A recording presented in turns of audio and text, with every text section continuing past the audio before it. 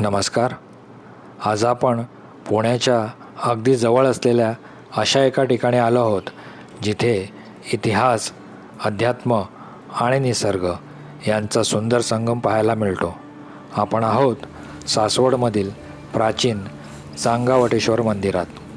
हे मंदिर केवळ धार्मिक स्थळ नसून पांडवकालीन कलेचा एक जिवंत पुरावा आहे. मंदिरात प्रवेश करण्यासाठी 25 दगडी पायऱ्या चढाव्या लागतात. हे मंदिर पूर्वाभिमुख असून पायऱ्या चढून गेल्यावर आपण एका वेगळ्या विश्वात प्रवेश करतो. पुण्यापासून हे मंदिर साधारणपणे 34 किलोमीटर आणि मुंबईपासून 190 किलोमीटर अंतरावर आहे. सासवड बस स्थानकापासून अवघ्या 2 ते 4 किलोमीटर अंतरावर हे मंदिर वसलेले आहे. रस्ते खूप चांगले असल्याने तुम्ही तुमच्या स्वतःच्या वाहनाने येथे सहज येऊ शकता. मंदिराचा जीर्णोद्धार सुमारे 400 वर्षापूर्वी करण्यात आला आहे. या मंदिराला 1700 ते 1800 वर्षाचा प्रदीर्घ इतिहास लाभलेला आहे. पुण्यापासून साधारण 1.5 तासाच्या अंतरावर असलेल्या या मंदिराचा परिसर एखाद्या निसर्गदत्त उद्यानासारखा वाटतो. चहूबाजूंनी असलेली तटबंदी आणि हिरवागार परिसर मनाला एक वेगळीच शांतता देऊन जातो. मंदिराच्या परिसरात एकूण 5 लहान शिवलिंग आणि 1 मारुतीचं मंदिर आहे, ज्यांचा जीर्णोद्धार अलीकडच्या काळात अतिशय कल्पकतेने करण्यात आला आहे. काळ्या पाषाणातील हे हेमाडपंथी शैलीतील मंदिर म्हणजे भारतीय शिल्पकलेचा एक उत्कृष्ट नमुना आहे. मंदिराच्या भिंतीवर कोरलेली कमळपुष्प, सुबक नक्षीकाम आणि कळसावरील देवदेवतांची शिल्पे पाहताना थक्क व्हायला होतं. गजराजांच्या पाठीवर पेललेली गोपुरं तत्कालीन तंत्रज्ञानाची प्रगती दर्शवतात. हेमाडपंथी ही महाराष्ट्रातील एक अत्यंत लोकप्रिय आणि ऐतिहासिक मंदिर स्थापत्य शैली आहे. ही शैली प्रामुख्याने 12व्या ते 14व्या शतकात म्हणजेच देवगिरीच्या यादव काळात भरभराटीला आली. या शैलीचे नाव यादव राजांच्या दरबारातील प्रसिद्ध प्रधान हेमाद्री, ज्यांना हेमाडपंत म्हणून ओळखले जायचे, त्यांच्या नावावरून पडले आहे. त्यांनी ही बांधकामे मोठ्या प्रमाणावर करवून घेतली आणि त्यांना एक विशिष्ट शिस्त दिली. या बांधकामाची काही प्रमुख वैशिष्ट्ये अशी आहेत. या मंदिराच्या बांधकामात कुठेही सिमेंट, चुना किंवा मातीचा वापर केलेला नसतो. मोठे घासून गुळगुळीत केलेले दगड एकावर एक रचून हे मंदिर उभे केले जाते. हेमाडपंथी शैलीचे सर्वात मोठे गुपित म्हणजे सांधेजोड. एका दगडाला खाच पाडून दुसरा दगड त्यात बरोबर बसेल अशा पद्धतीने हे बांधकाम केले जाते, ज्याला आजच्या भाषेत इंटरलॉकिंग म्हणतात. याला चुनाविरहित बांधकाम असंही म्हणतात. यामुळेच ही मंदिरे शेकडो वर्षे भूकंप किंवा नैसर्गिक संकटातही ताठ उभी आहेत. मंदिराचं मुख्य आकर्षण म्हणजे नंदी मंडपातील भव्य नंदी. नंदीच्या कानात बोललं की सगळं खरं होतं, असं मी पूर्वजांकडून ऐकलं होतं. पण एवढा मोठा आणि देखणा नंदी आज मी प्रथमच पाहतोय. अखंड काळ्या पाषाणात कोरलेला हा देखणा आणि सालंकृत नंदी आपल्या आराध्य शिवशंभूच्या दर्शनात मग्न असल्यासारखा भासतोय.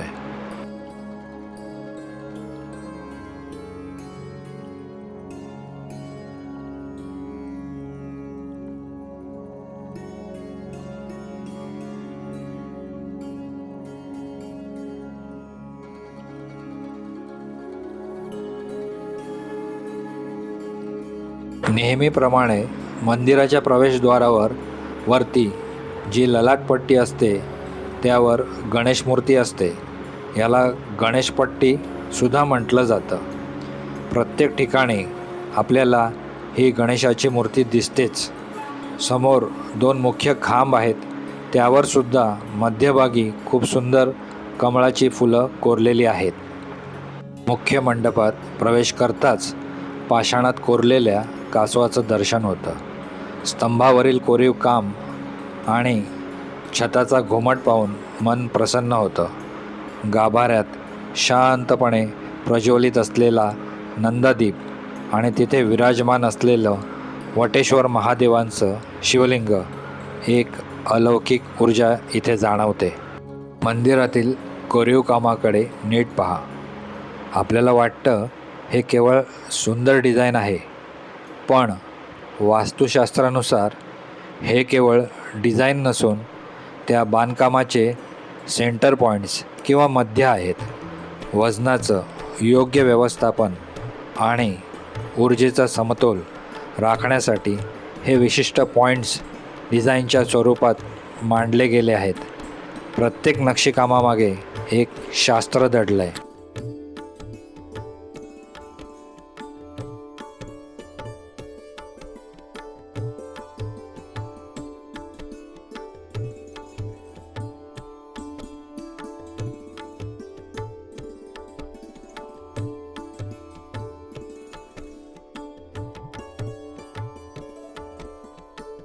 गाभाऱ्यात प्रवेश करण्यापूर्वी गाभाऱ्यातील चमत्कारिक अशा शिवलिंगाची माहिती जाणून घेऊया.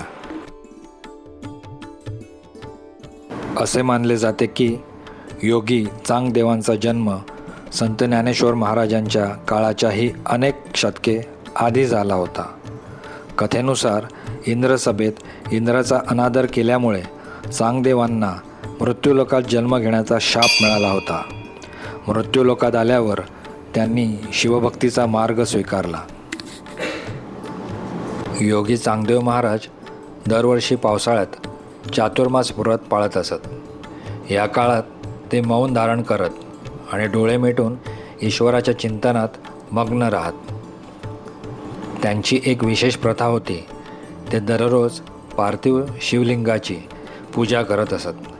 त्यांचे शिष्य रोज करा नदीतील काळी चिकट माती आणून सुबक शिवलिंग तयार करून द्यायचे आणि चांगदेव महाराज त्याची विधिवत पूजा करायचे.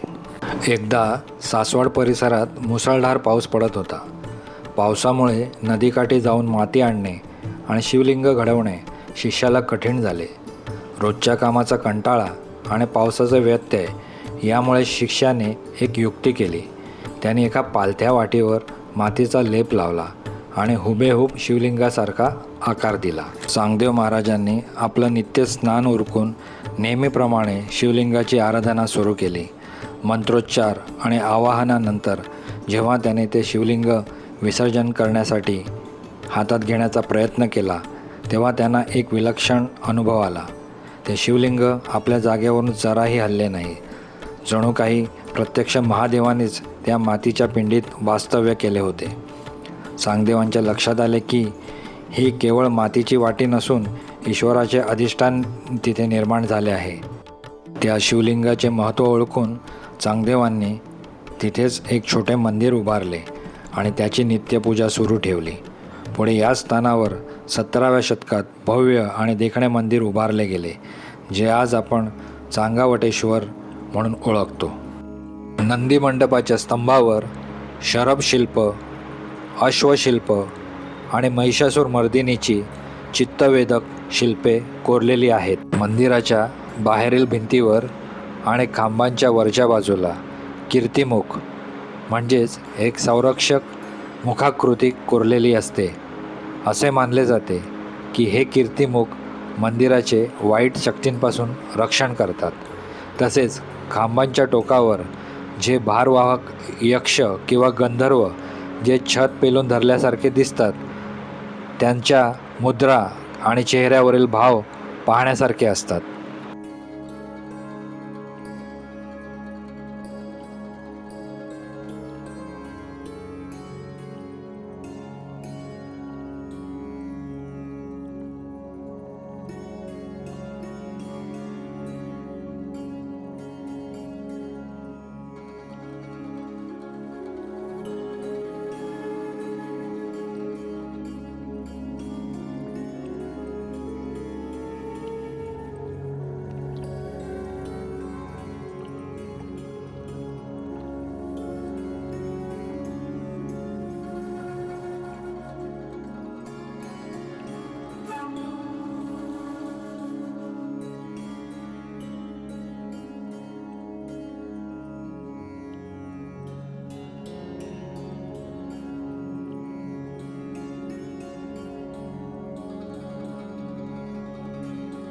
काळ्या पाषाणातील हे हेमाडपंथी शैलीतील मंदिर म्हणजे भारतीय शिल्पकलेचा एक उत्कृष्ट नमुना आहे. मंदिराच्या भिंतीवर कोरलेली कमळपुष्प, सुबक नक्षीकाम आणि कळसावरील देवदेवतांची शिल्पे पाहताना थक्क व्हायला होतं. गजराजांच्या पाठीवर पेललेली गोपुरं तत्कालीन तंत्रज्ञानाची प्रगती दर्शवतात.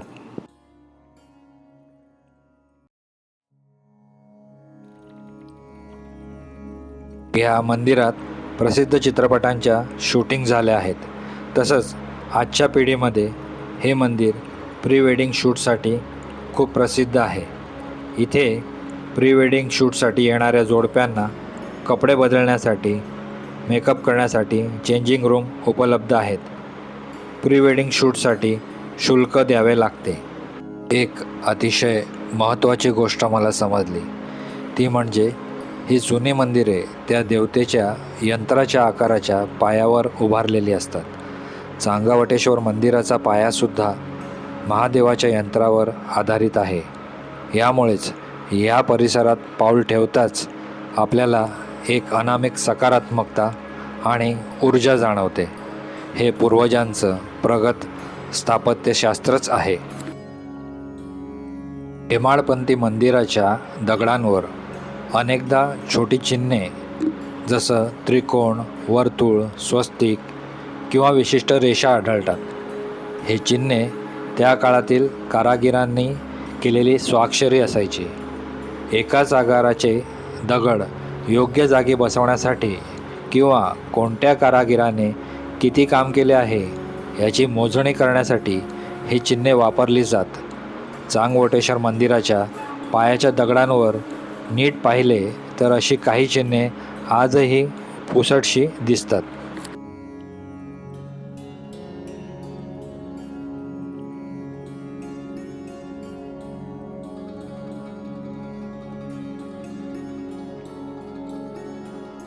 मंदिराच्या परिसरात 2 व्हीलर आणि 4 व्हीलरसाठी विनामूल्य पार्किंगची सोय आहे. येथील भव्य दीपस्तंभ आणि त्रिपुरारी पौर्णिमेचा उत्सव हा नक्कीच पाहण्यासारखा असतो. तुमच्या फॅमिलीसह पिकनिकसाठी हे एक उत्तम डेस्टिनेशन आहे. तुम्ही सासवड, नारायणपूर आणि प्रतिबालाजी मंदिर असा एका दिवसाचा ट्रिप प्लॅन देखील करू शकतात. हा व्हिडिओ आवडला असेल तर लाईक आणि सबस्क्राईब करायला विसरू नका. हर हर महादेव.